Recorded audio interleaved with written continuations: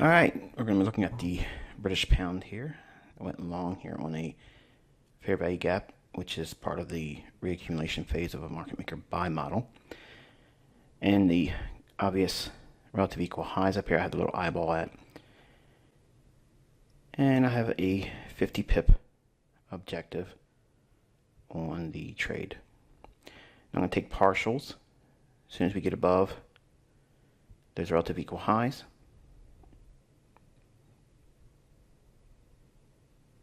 So right now we have essentially an optimal trade entry for the New York session. At 10 a.m. we had the consumer confidence number for the dollar index.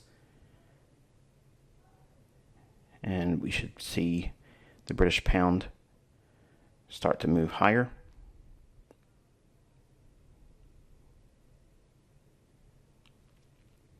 The London session created a low of the day, relative equal highs. This is like one of the easiest setups there is. I mean, this is basically YouTube. This is like YouTube level without the fair value gap. It's optimal trade entry after London's created the low of the day and relative equal highs and high impact news event for New York session.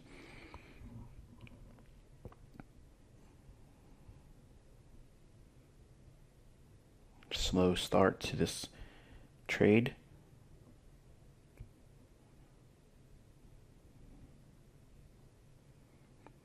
Okay, I want to start seeing range expansion in here on the upside.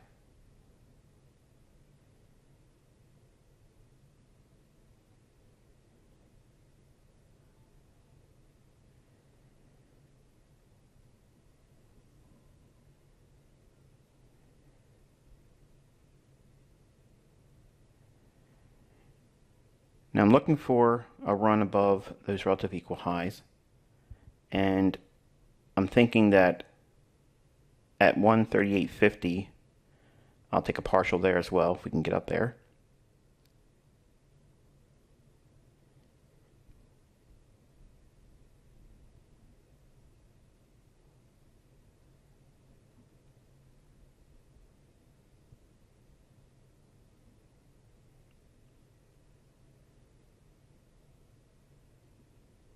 Now I'm looking at the time. It's getting close to 11 o'clock in the morning, New York time, so it needs to start speeding up and trying to make an aggressive run for those buy side liquidity pool.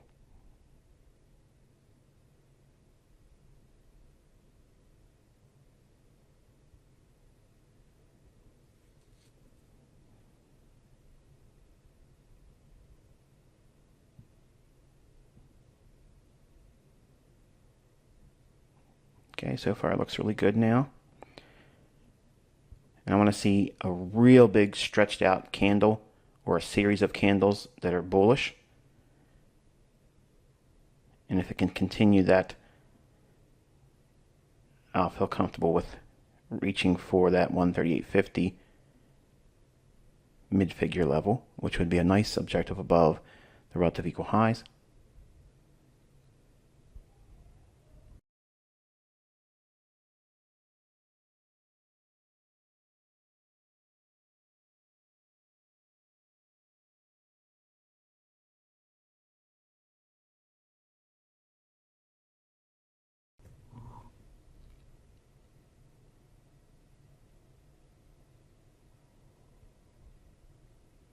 And it's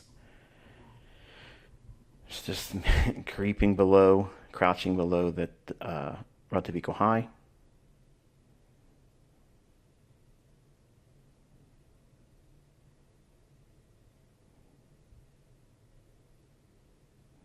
There we are, punched above. So I'm getting ready to take a first partial off.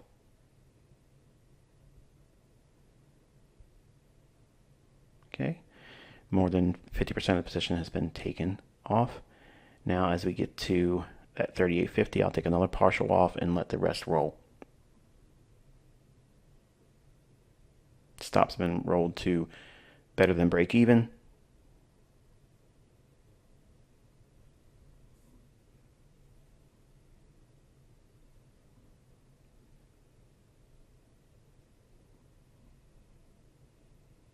My eyes watching that 50 level, and here we are. All right, so here is the daily chart of the British pound, and we have recently swept the sell side liquidity pool here. Drove below that, has come up. On this day here, we had a down close candle. So I'm noting the high and the opening price. Those are the two levels I'm interested in. Price comes back down in during the day. We open up here, notice that. Okay, we open here, trade all the way back down into the daily bullish order block, and then rallies back up. Now, I have this level here anchored on the relative equal highs. If this continues, okay, if it continues to go higher, I mentioned this in commentary recently, that we could potentially trade up into this fair value gap and attack the buy side liquidity there. But for now, the short term is the focus right there. All right, but main thing is power 3, the trade down into the order block here and then rally up. All right, 15-minute time frame on British pound. Here is that daily bullish order block, the high and the opening price. It trades down into that here. London session creates the low of the day. Fair value gap in here, trades down into that. Rallies. Relative equal highs. Buy side liquidity pool. We drop down ahead of the 10 o'clock news. And then we consolidate during and shortly after the news comes out. And then it runs for the buy side liquidity. Hammers the 138 mid figure. Trades all the way up to the 138.80 level. And then consolidates. And this high right here, we're going to take a look at that when we drop down into the 5-minute chart.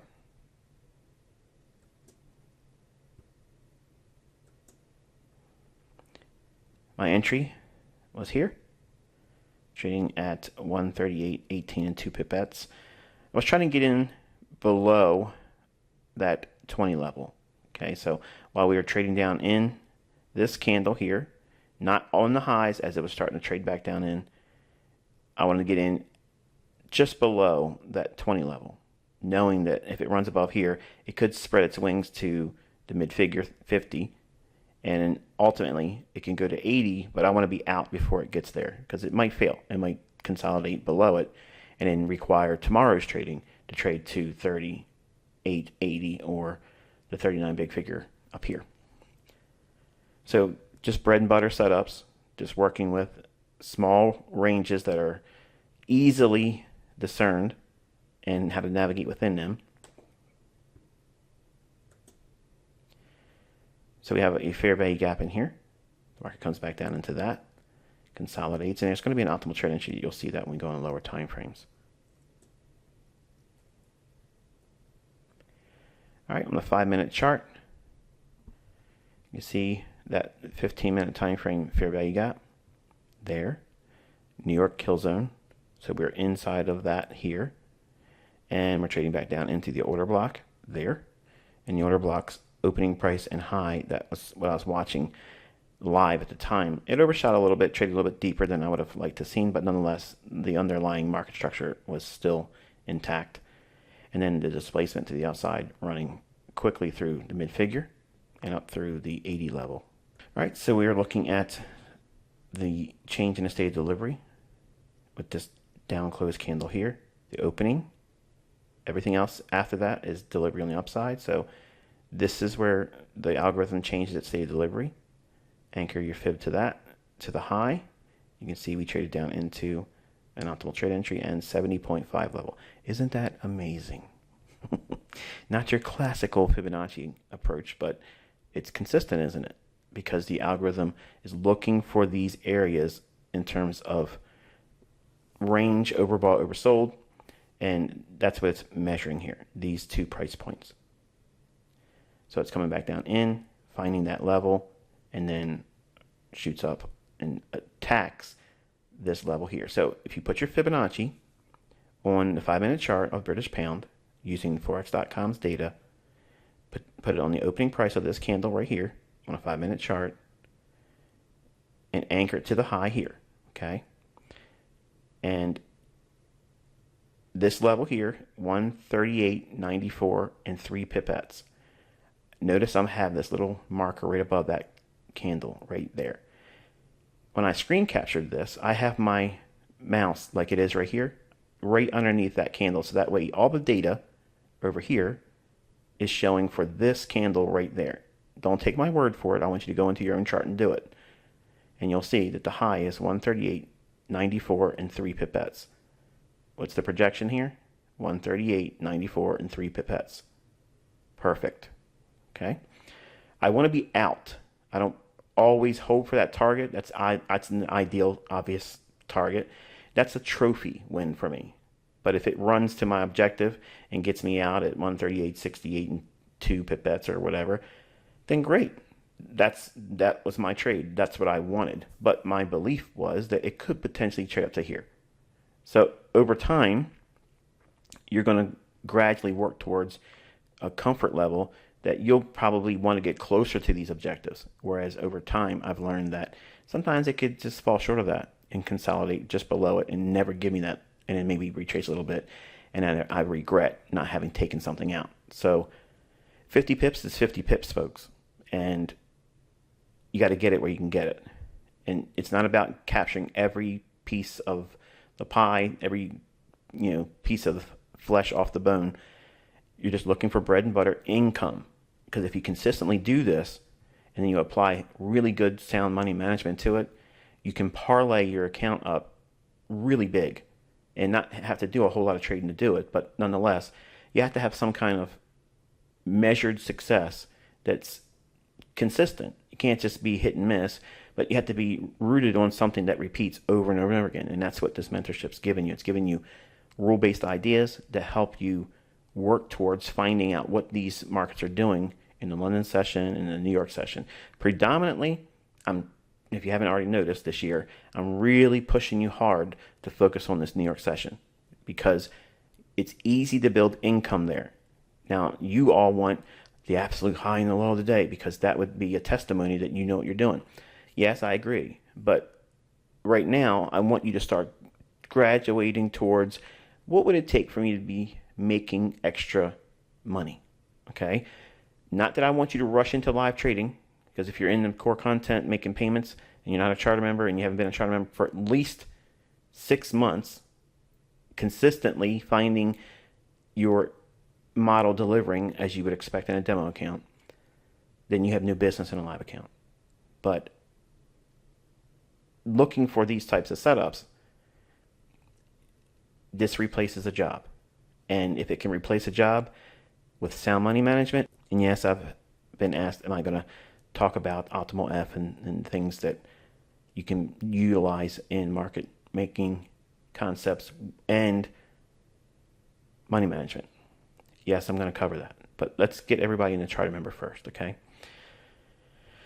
And real quick, for those that are in the 2021 group that have made accelerated payments, the charter membership area for your group will be established and you'll be applied to those this Sunday. We'll start moving people and migrating everyone that's made their charter member payment in the 2021 group that's accelerated their payments.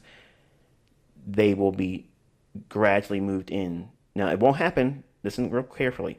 It doesn't mean Sunday morning when you wake up, okay, or Sunday when you go to bed, or right before you go to bed. It doesn't mean that you're going to be in the charter area yet. It just means that my staff will begin on Sunday populating the charter member area for the 2021 group, okay? Because you're in truncated subgroups, so that way I can track everything that's being shared or resold, and I'm ready to throw you out the door if you're doing it.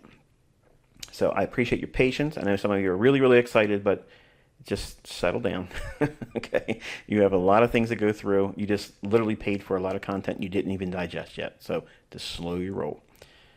And I think that's going to be it for today. I'll touch base with you tomorrow in our midweek commentary. Until then, be safe.